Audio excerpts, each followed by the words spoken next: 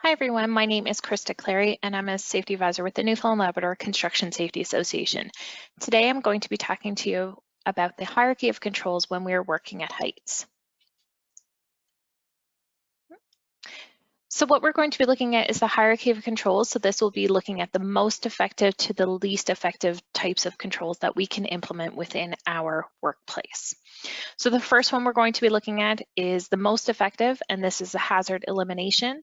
Then it would be guardrails, protective covers, and warning barriers. Then it would be travel restraint systems, fall restricting systems, Falarest systems, and safety nets. We're going to be looking at the most effective to the least effective, and this will hopefully prevent any workers from becoming injured or killed within a workplace.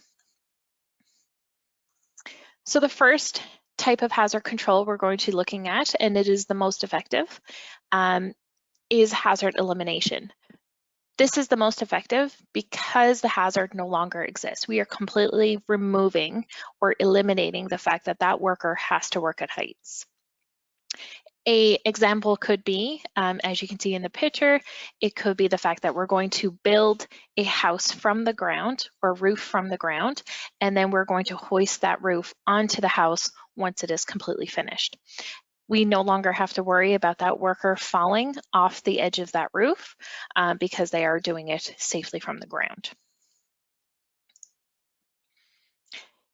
If elimination is not possible, we're going to consider using guardrails, protective covers, and warning barriers. This helps prevent a fall from unprotected edges of openings at height. Using this type of protection puts a barrier between the worker and the fall hazard. One of the most common types of this is using a guardrail system, where we are putting a barrier between the worker and the hazard itself. So there is a fixed barrier there, and the worker has no potential of falling over the falling at heights. The next effective control method is using a travel restraint system. The system allows workers to reach the edge of a fall hazard, but not fall over it. So as you can see in the picture here, the worker can only go the length of their lanyard. If the fall hazard is past that, because they cannot reach it, that means that they cannot have the ability to fall over that edge. Workers are completely isolated from that hazard. The next effective control measure is a fall restricting system. This is designed to limit a fall distance, so the amount that the worker is going to be falling before their system becomes activated, to 2 feet or 0.6 meters or less. Because the worker is only allowed to fall a maximum of 2 feet or 0.6 meters, there is less force that will be exerted on the body when the fall is arrested. In this particular situation, for example, in the picture, you can see that the worker is using a ladder climb system.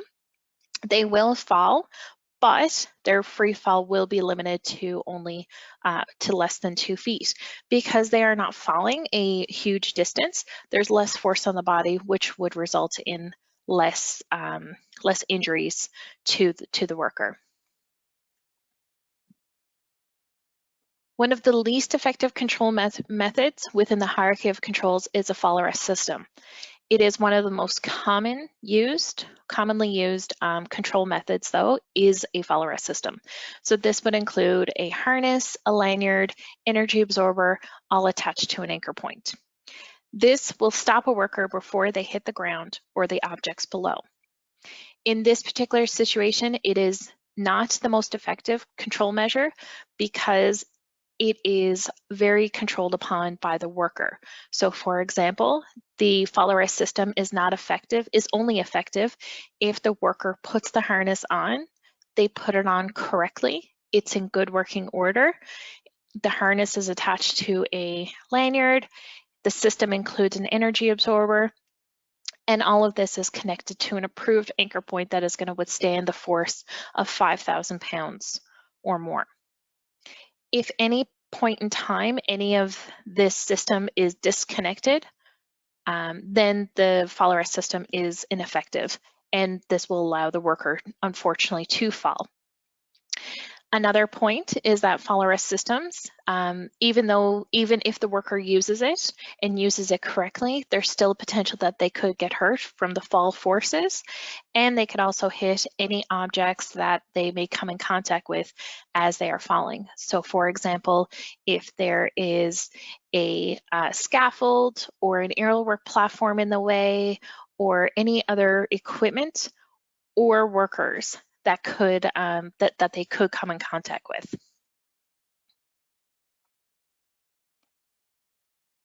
And another one of the least effective controls is also using a safety net. So a safety net is where is a net put out that catches a worker before they hit the ground or objects below. The worker does not wear anything. The safety net is set up prior to working at heights commences, and if a worker does come in contact with the hazard, so if they do fall over the edge, the safety net will catch them. This is only effective if the safety net is implemented and set up properly, meeting all the legislative and manufacturer's guidelines, including the appropriate distances away from the fall hazard, as well as extending out to the right dimensions. The worker is not wearing anything, so therefore there is the fall forces and the impact of the worker landing on the safety net. So in conclusion, we need the control measures will depend on various factors. We need to consider the most effective control measures first, and then continue to the least effective controls. We may determine that in a particular situation, a Falarest harness is the most effective control at that point in time, but we need to at least consider, can we eliminate it? And if we can eliminate it, okay, can we use guardrail system and work through our hierarchy of controls that way? There may be particular situations where it's just not practical, but at least we need to consider them at first, because the most effective controls are going to be the safest option for the workers and reduce the impact of injuries or potential fatalities. Thanks for listening, and we hope you have a great day.